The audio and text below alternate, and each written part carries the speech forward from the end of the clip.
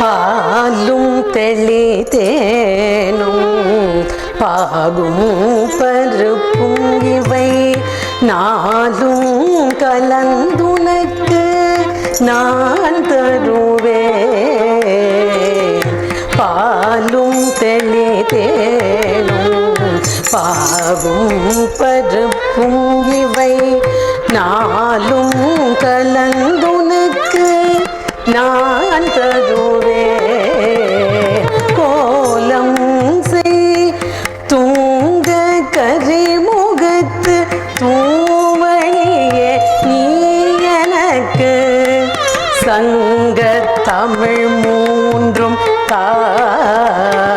கோலம் செய் தூங்க கரிமுகத்து தூமணியே நீ எனக்கு சங்க தமிழ் மூன்றும் தா. சங்க தமிழ் மூன்றும் தா. சங்க தமிழ் மூன்றும் தா.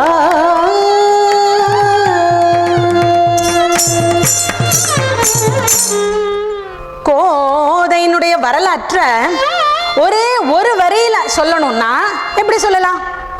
அதுதான் இன்றைய தலைப்பு. கொண்டாள், கண்டாள், நின்றாள், ஆண்டாள். என்னத்தை கொண்டா, எத்த கண்டா, எங்க போய் நின்னா அப்படின்னு கேக்குறீங்களா?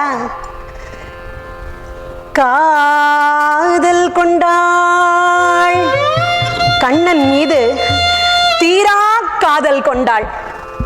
கனா கண்டாள், அவனையே கரம் பிடிப்பதாக கனா கண்டாள். கலந்து நின்றாள், அந்த அரங்கநாத பெருமானோடு இரண்டர கலந்து நின்றாள். இப்படி ஒரு வரியில் இருக்கிற இந்த ஆண்டாளுடைய வரலாற்றை நாம கொஞ்சம் விரிவா பார்க்கலாமா? அதுக்கு நீங்க எல்லாரும் ஆயத்தமா? ஆயத்தம்னா எல்லாரும் மேல பாருங்க, எல்லாரும் மேல பாருங்க. ஃபிளாஷ்பேக். ஏன்னா நாமும் இப்ப காலத்தால் பின்னோக்கி பயணிக்க போகிறோம். 8ஆம் நூற்றாண்டுக்கு போகிறோம். ஆழ்வார் அப்படிங்கிற சொல்லுக்கு தமிழ்த்தென்றல் திருவிக்கா அவர்கள் அருமையான விளக்கத்தை சொல்வார்கள். ஆண்டவனுடைய அருள் வெள்ளத்திலே ஆழ்ந்து கிடப்பவர்கள் ஆழ்வார்கள் அப்படின்னு ரொம்ப அழகா சொல்லுவார். வைணவ பேரறிஞர் பி. ஸ்ரீ அவர்கள் என்ன சொல்லுவாருன்னா, ஆழ்வார் என்பதுதான் சரியான சொல், நம்மை ஆளும் தலைவர்கள் அவர்கள். அதனால ஆழ்வாருங்கிறது தான் சரி. நம்ம பேச்சு வழக்கில் அது மருவி ஆழ்வார் என்று ஆனது என்று சொல்வார். இந்த ஆழ்வார்கள் தலம் தலமாக சென்று திருமாலை பணிந்து போற்றி அவனுடைய புகழை பாசுரங்களாக பாடி மங்களாசாசனம் செய்த அந்த திருத்தலங்களை நாம திவ்ய தேசங்கள் என்று போற்றுகிறோம். 108 திவ்ய தேசங்கள் இருக்கின்றன. அதுல முதன்மையான திவ்ய தேசம் கோயில் என பெருமை பெற்ற திருவரங்கம். சைவ மரபுல கோயில் என்றாலே அது தில்லையை குறிக்கும், சிதம்பரத்தை குறிக்கும். வைணவ மரபிலே கோயில் என்றாலே அது திருவரங்கத்தை குறிக்கும். நான் ஒரு திவ்ய தேசத்திலே பிறந்து வளர்ந்து வாழும் பெரும் பேற்றை பெற்றவள். இங்க அருகிலே இருக்கக்கூடிய திருவல்லிக்கேணி எனும் அற்புதமான திவ்ய தேசம். அங்க எங்கேயுமே நாம பார்க்க முடியாத வடிவிலே ஆஜானுபாகுவாக மீசையோடு போர்க்கள கோலத்திலே பார்த்தசாரதி பெருமான் காட்சியளிக்கிறான். எல்லா திவ்ய தேசங்களுமே சிறப்பு வாய்ந்தவைதான். இருந்தாலும் ஒரு திவ்ய தேசம் தனிச்சிறப்பு வாய்ந்தது. அது என்னதுங்க? அது தனிச்சிறப்பு. அது எந்த திவ்ய தேசம் அப்படின்னு கேட்டீங்கன்னா அதுதான் திருவில்லிபுத்தூர். அதுக்கு என்ன தனிச்சிறப்பு? 2 ஆழ்வார்களை இந்த மண், பெரியாழ்வார் கோதை நாச்சியார் எனும் 2 ஆழ்வார்களை தந்த புண்ணிய பூமி திருவில்லிபுத்தூர். வில்லிபுத்தூருக்கு வில்லிபுத்தூர்னு பேர் எப்படி வந்ததுன்னு தெரியுமா? முற்காலத்திலே இந்த பகுதியை மல்லி என்ற வேட்டுவ அரசி ஆண்டு வந்தாள். அதனால இந்த பகுதிக்கு மல்லிநாடுன்னு பேரு. நாமெல்லாம் அல்லிராணிய கேள்விப்பட்டிருக்கோம். ஆனா இந்த அம்மா மல்லிராணி. இந்த மல்லியினுடைய மூத்த மகன் வில்லி. இந்த வில்லி இந்த பகுதியை முழுவதும் புதுப்பித்தான். வில்லி புதுக்கிய பகுதியினுடைய முக்கியமான நகரம் வில்லிபுத்தூரானது. அங்கே மல்லி நாட்டிலே அருளாட்சி புரியும் ஆண்டாளை நாம் மல்லிநாடு ஆண்ட மடமையில் என்று போற்றி வணங்குகிறோம். இந்த வில்லிபுத்தூரை பெரியவர்கள் எல்லாம் எப்படி தெரியுமா போற்றுவார்கள்?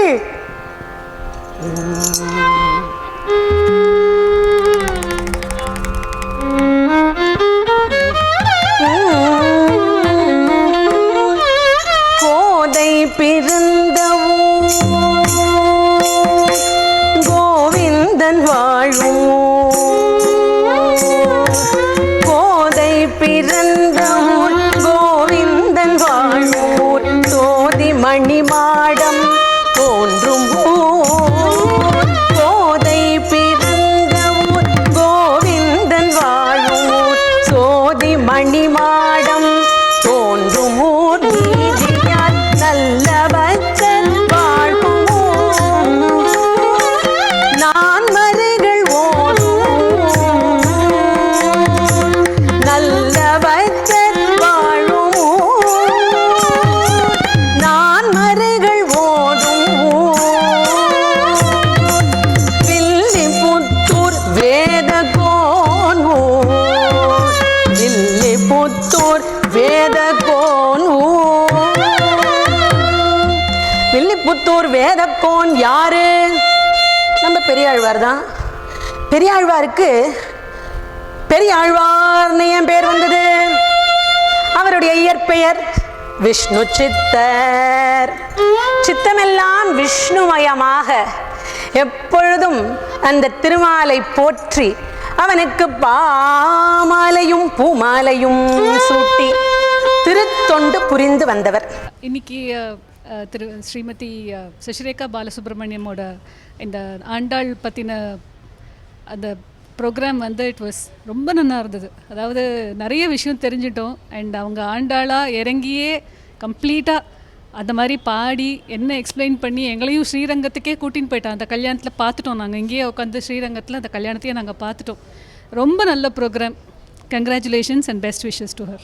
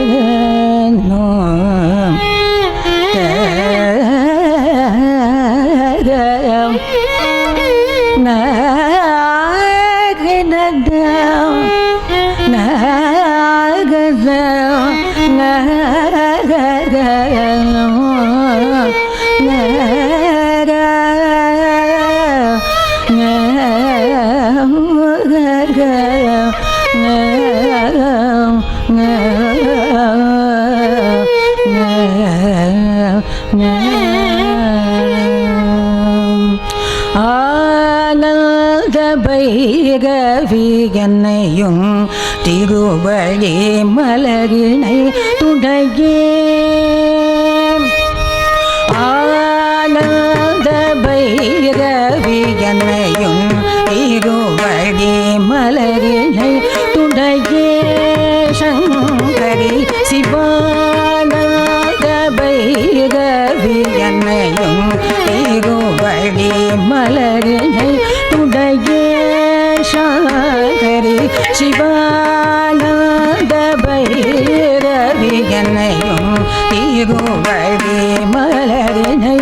துணையே சங்கரி சிவானந்த வைரவி என்னையும் திருவடி மலரினை துணையே சங்கரி சிவானந்த வைரவி அன்னையும் திருவடி மலரினை துணையே சங்கரி சிவானந்த வைரவி என்னையும் திருவடி மலரினை துணையே சங்கரி சிவானந்த வைரவி அன்னையும் திருவடி மலரினை துணையே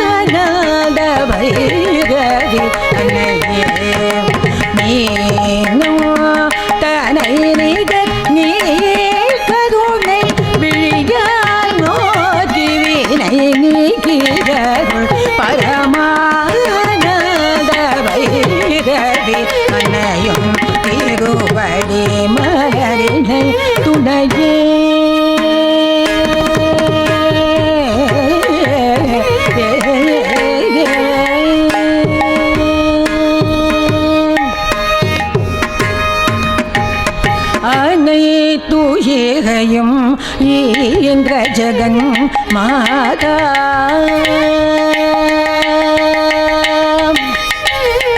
அதை துயிரையும் ஈன்ற ஜகன் மாதா இளங்குமரி கௌரி வரை அதை துயிரையும் ஈன்ற ஜகன் மாதா இளங்குமரி கௌரி வரை அகசனரும் புதல்வி ஹரிசோதரியா பத கிருபாகரி அகசனரும் புதல்வி ஹரிசோதரியா பத கிருபாகரி துயிரையும் ஜகன் மாதா இளங்குமரி கௌரி வரை அகசரும் புதல்வி ஹரிசோதரியா பத கிருபாகரி உன்னை தோழும் எனது வினை திரளகல உள்ள போது கடைகள் தோழும் எனது வினை திரளகல உள்ள போது கடைகள் பாராய் உள் கருணை தொழி இல்லையே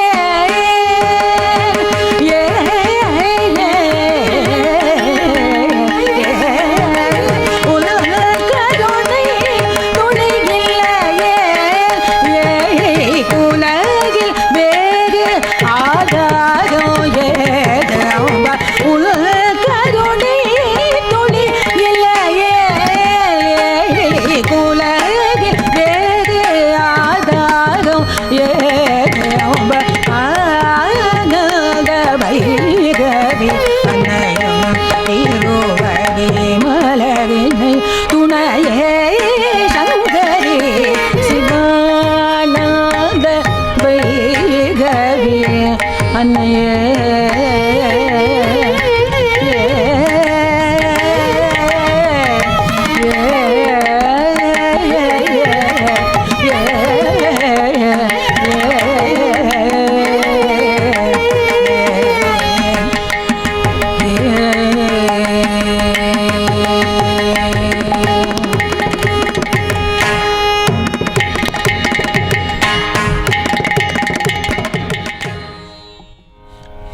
அஞ்சேல் அஞ்சேல் இனி கொஞ்சமும் அஞ்சேல்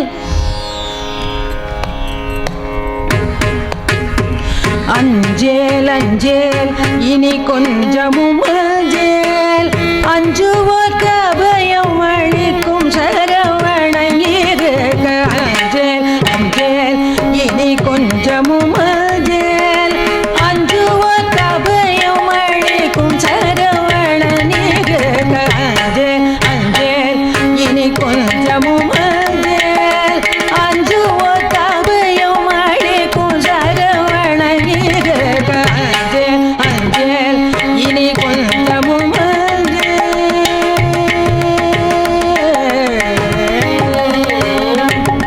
சஞ்சலம் மிக வடைந்து அஞ்சிடும் உனையே சஞ்சலம் மிக வடைந்து அஞ்சிடும் உனையே மிக கொஞ்சி வளர்த்தாதரிக்கும் செஞ்சிலம்பன் எங்கிருக்க சஞ்சலம் மிக வடைந்து அஞ்சிடும் உனையே மிக கொஞ்சி வளர்த்தாதரிக்கும் செஞ்சிலம்பன் எங்கிருக்க அஞ்சேல் அஞ்சேல் இனி கொஞ்சமும் அஞ்சேல் அஞ்சுவர் கபயம் அளிக்கும் சரவணன் இருக்க அஞ்சேல் அஞ்சேல் இனி கொஞ்சமும்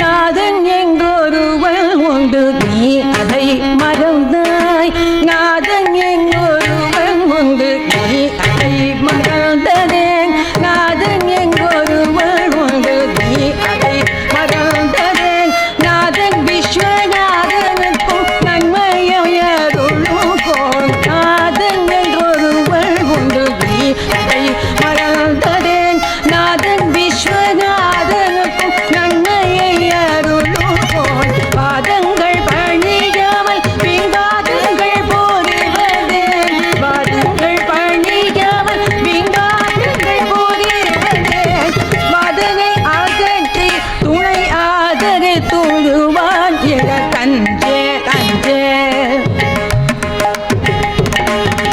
பாதங்கள் பணியாமல் விங்காதங்கள் புரிவதேன் வாதனை அகற்றி துணை ஆதரித்திடுவான் எங்கள் தஞ்சேல் அஞ்சேல் இனி கொஞ்சமும் அஞ்சேல் அஞ்சுவோர் கபயம் அளிக்கும் சரவணன் இருக்க அஞ்சேல் அஞ்சேல் இனி கொஞ்சமும் அஞ்சேல் இனி கொஞ்சமும் அஞ்சேல் இனி கொஞ்சமும்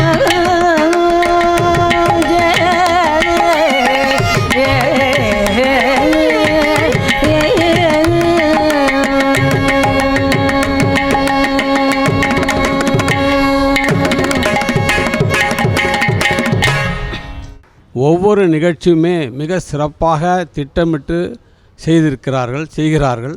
இந்த ஆண்டும் இந்த 82வது ஆண்டு மிக சிறப்பாக பெரும் விமர்சனமாக இந்த நிகழ்ச்சிகளை ஏற்பாடு செய்திருக்கின்றார்கள். அவர்களுக்கு வாழ்த்துக்களை தெரிவித்துக் கொள்கின்றேன்.